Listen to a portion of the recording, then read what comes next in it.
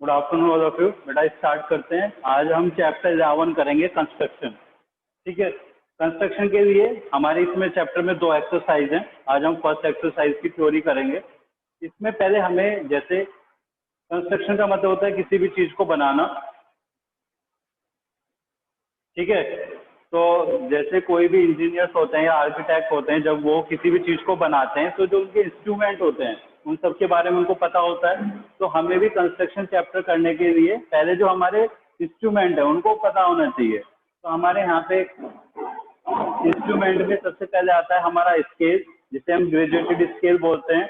15 centimetre का होता है आपका स्केल। ठीक है, 6 इंचेस का होता है। 1 सेंटीमीटर इक्वल्स टू 2.5 इंचेस होता है हमारा। 1 inches is equal to 2.5 centimetre होता है। कंपास हम यूज करेंगे और प्रोटेक्टर यूज करेंगे। ठीक है, लेकिन इस चैप्टर में हम कंपास, स्केल और पेंसिल, केवल 3 चीजों से अपने कंस्ट्रक्शन करेंगे। फर्स्ट एक्सरसाइज में हमारे 3 टाइप के कंस्ट्रक्शन है, तीनों को सीखते हैं। पहला कंस्ट्रक्शन आता है हमारे पास कोई भी गिवन एंगल है। ठीक है, to construct the bisector of a given angle, किसी भी गिवन एंगल का बाइसेक्टर ड्रॉ करना। मैथ के अंदर मैंने आपको पहले भी बताया हुआ है, बाइसेक्टर का मीन्स होता है 2 इक्वल पार्ट्स में डिवाइड कर देना किसी भी चीज को। तो फर्स्ट कंस्ट्रक्शन हम सीखते हैं। मेरे पास सपोज करो ये गिवन एंगल है, कोई भी गिवन एंगल है, इसको मैं नाम दे देता हूँ AOB। ये आपको एंगल गिवन है, लेकिन आपको नहीं पता ये कितने डिग्री का एंगल है। आपको इसका हाफ ड्रॉ करना है। सपोज करो ये आपका 60 डिग्री का है, तो आपको एक ऐसी रे ड्रॉ करनी है पॉइंट ओ से जो 60 को 2 इक्वल पार्ट में ड्रॉ कर दे। यानी कि एंगल AOB का आपको एंगल बाइसेक्टर ड्रॉ करना है, लेकिन हमें पता नहीं कि इसकी एक्चुअल मेजरमेंट है कितनी, कितने डिग्री का है। तो देखो बेटा कैसे इसको हम करेंगे। हमें सब कुछ कंपास से करना है।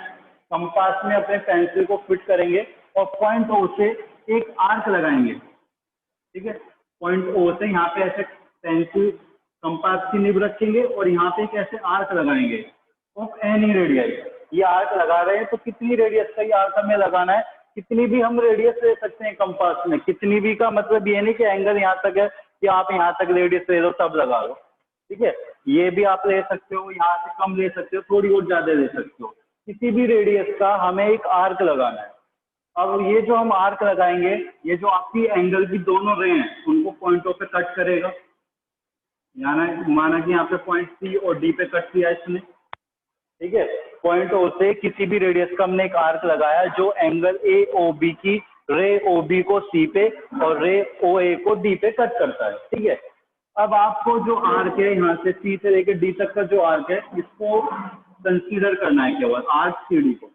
पॉइंट C पे फिर कंपास की निब रखनी है और इस आर्क के हाफ से, ठीक है, greater than half of CD radius लेनी है आपको।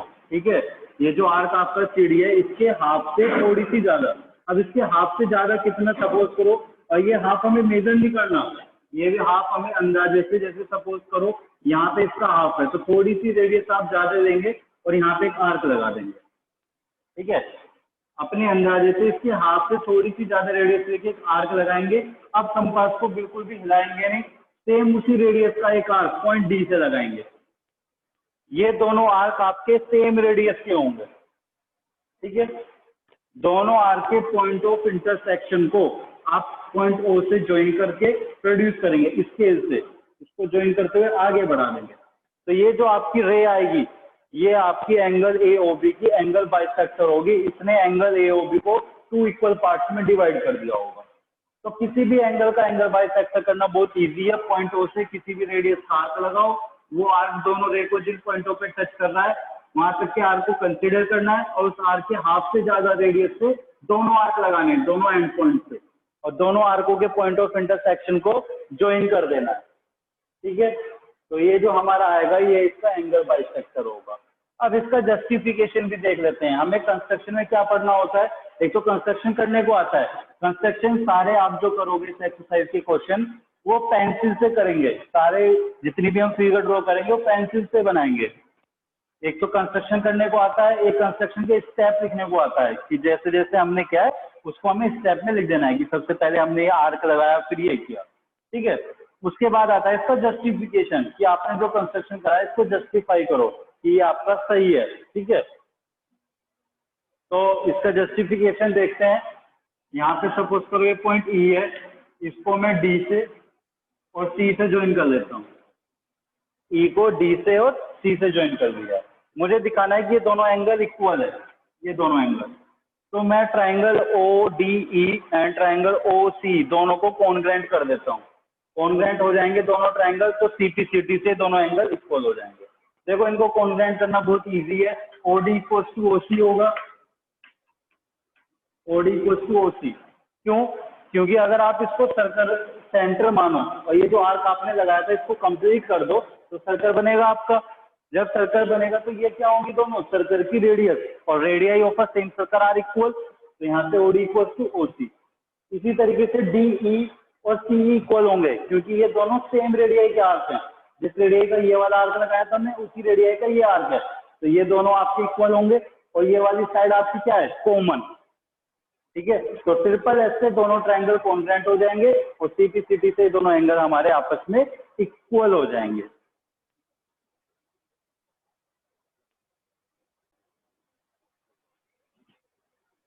ये हमारा बेटा फर्स्ट कंस्ट्रक्शन कंप्लीट हो गया है। सेकंड कंस्ट्रक्शन करते हैं।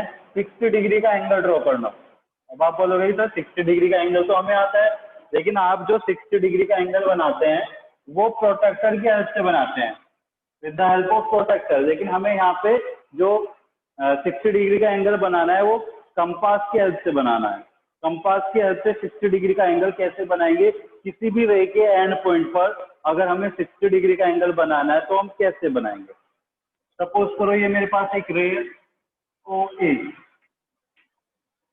मुझे इसके इनिशियल पॉइंट ओ पे, ये जो आपकी रे है ओ ए, इसके इनिशियल पॉइंट ओ पे 60 डिग्री का एंगल बनाना है with the help of compass. तो आप क्या करेंगे, कंपास में किसी भी रेडियस, कोई भी रेडियस लेंगे और उस रेडियस का एक आर्क लगा देंगे। कोई भी आपने रेडियस ली और उस रेडियस का आर्क लगा दिया, वो आर्क जो हमारी रे है उसको कहीं पे कट करेगा। सपोज करो यहाँ पे पॉइंट बी पे उसने कट किया। फर्स्ट स्टेप क्या है, जिस पॉइंट पे आपको 60 डिग्री का एंगल बनाना है वहां से आपको एक आर्क लगाना है। कितनी रेडियस का? कोई भी रेडियस हम ले सकते हैं। वो आर्क रे को कट करेगा। सपोज करो पॉइंट बी पे कट करा। अब पॉइंट बी पे उसी रेडियस का, उसी मतलब जिस रेडियस का ये पहले वाला आर्क लगाया, सेम उसी रेडियस से एक आर्क लगाएंगे पॉइंट बी से, ठीक है। पॉइंट बी से ये जो मैंने छोटा सा आर्क लगाया ये किस रेडियस का है? जिस रेडियस का ये बड़ा वाला आर्क है। दोनों आर्क जिस पॉइंट पे कट करेंगे उस पॉइंट को ओ से अगर आप ज्वाइन करते हुए आगे बढ़ा देंगे तो ये जो आपका एंगल बनेगा 60 डिग्री का एंगल बनेगा, 60 डिग्री का एंगल बनेगा, ठीक है। तो बहुत सिंपल कंस्ट्रक्शन है। 60 डिग्री के एंगल का एक आर्क लगाना है, जिस पॉइंट पे भी 60 डिग्री आप एंगल बनाना चाहते हो, चाहे इधर चाहे ऊपर नीचे कहीं पे भी, से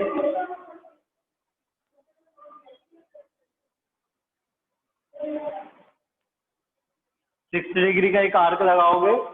फिर 60 डिग्री का एंगल बनाना है तो जिस पॉइंट पे बनाना है उस पॉइंट से किसी भी रेडियस का एक आर्क लगा देंगे। वो आर्क आपकी रे को जिस पॉइंट पे कट करेगा उस पॉइंट से उसी रेडियस का दूसरा आर्क लगाएंगे। दोनों आर्कों के पॉइंट ऑफ इंटरसेक्शन को पॉइंट ओ से ज्वाइन करते हुए आगे प्रोसीड कर देंगे तो हमारा एंगल ड्रॉ हो जाएगा। अगर मैं इस पॉइंट से दोबारा उसी रेडियस का आगे आर्क लगाता हूँ तो वो मेरा 120 का एंगल हो जाएगा, यानी कि ये पूरा एंगल 120। इस रेडियस में जितने आगे आर्क लगाते जाएंगे वो 60 डिग्री के होंगे। इसके आगे मैं लगा देता हूँ तो ये मेरा 180 डिग्री का आर्क हो जाएगा। ये वाला यहाँ पे सही नहीं लगा, ये इस तरह से, तो ये पूरा 180 डिग्री का एंगल कंप्लीट हो जाएगा, ठीक है। अब इसका जस्टिफिकेशन देखते हैं। मैंने क्या किया, यहाँ पे ओ बी सी और इस पॉइंट को जी ज्वाइन कर दिया बी से। अब देखो अगर मैं सी ओ बी को इक्विलेटरल ट्रायंगल प्रूफ कर दूं तो ये प्रूफ हो जाएगा एंगल वो 60 डिग्री का। अगर मैं COB को इक्विलेटरल ट्रायंगल प्रूफ कर दूं तो यहाँ से प्रूफ हो जाएगा एंगल वो 60 डिग्री का है। इक्विलेटरल करने के लिए इसकी तीनों साइड इक्वल होंगी, दिखानी होंगी। देखो पॉइंट ओ से मैंने एक आर्क लगाया था ये वाला, तो OB और OC radius of same circle है, दोनों सेम सर्कल है। उसके बाद ये आर्क बी से लगाया था और किस रेडियस का? जिस रेडियस का पहले वाला आर्क था। तो बी सी भी किसके इक्वल होगा? OB के। तो यहाँ से O B equals to B C is equals to O C, तीनों साइड इक्वल हो गई। Means triangle C O B is an equilateral triangle, और एंगल ओ हमारा कितने डिग्री का हो जाएगा, 60 डिग्री का। ठीक है, तो ये हमारे सेकंड कंस्ट्रक्शन का जस्टिफिकेशन है। अब बेटा अपना थर्ड कंस्ट्रक्शन करते हैं।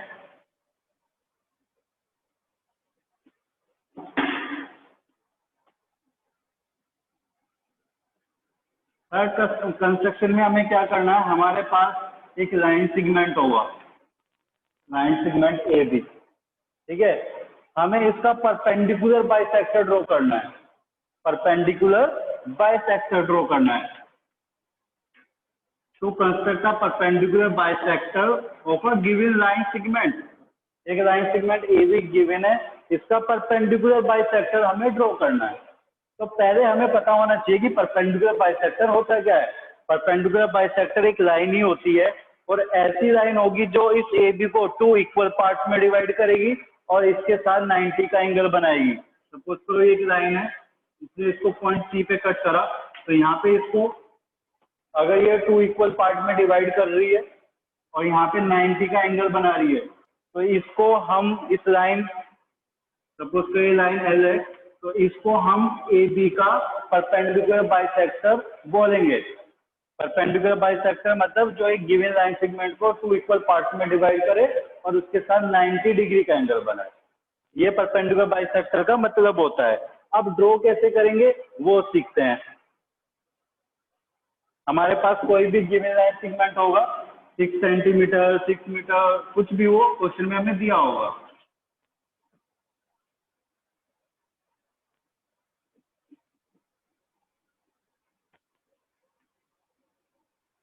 ये मेरे पास एक ए बी लाइन सेगमेंट है।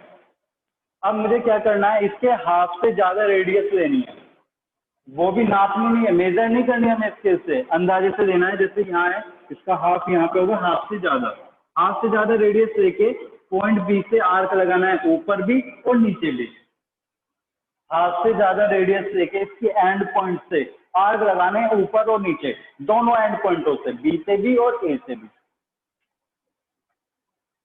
ठीक है, बहुत सिंपल है। जिसके दोनों एंड पॉइंटों से ऊपर नीचे आर्क लगाने हैं, कितनी रेडियस के, हाफ से ज्यादा रेडियस के, दोनों आर्कों के पॉइंट ऑफ इंटरसेक्शन को ज्वाइन कर देना है।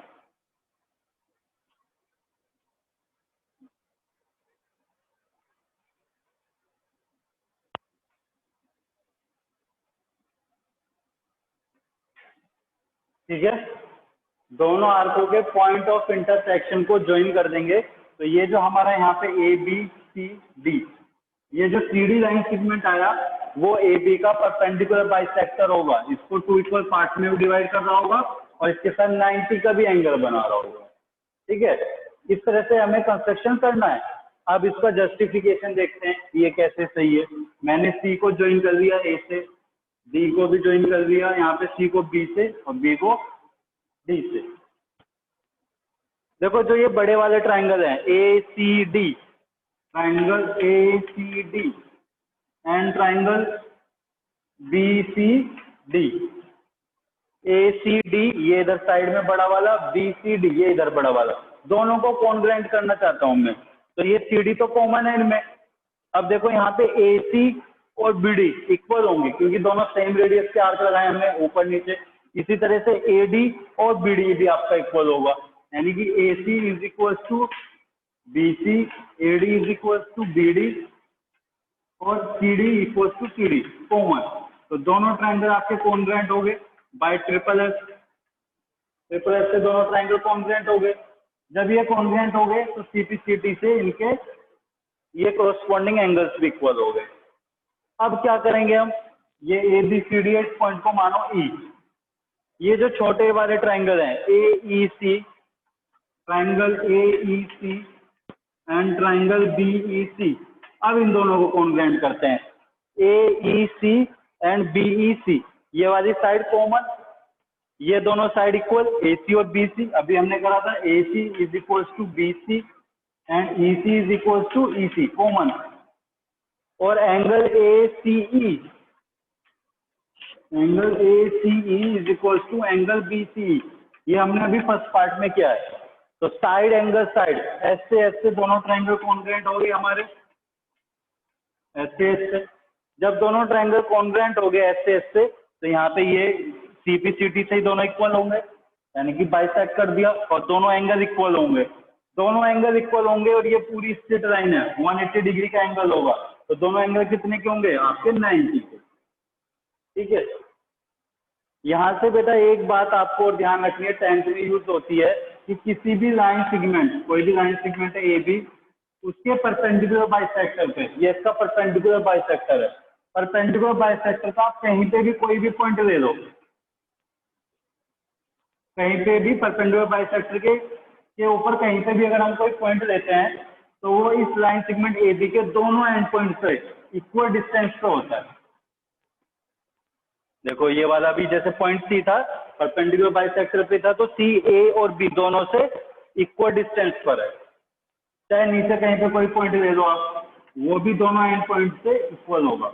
यानी कि किसी भी लाइन सेगमेंट के परपेंडिकुलर बाइसेक्टर पे जो पॉइंट होगा, वो लाइन सेगमेंट के दोनों एंड पॉइंटों से इक्वल डिस्टेंस पे होगा, इक्यू डिस्टेंस होगा। ठीक है, तो ये हमारा पूरा इसका जस्टिफिकेशन है बेटा।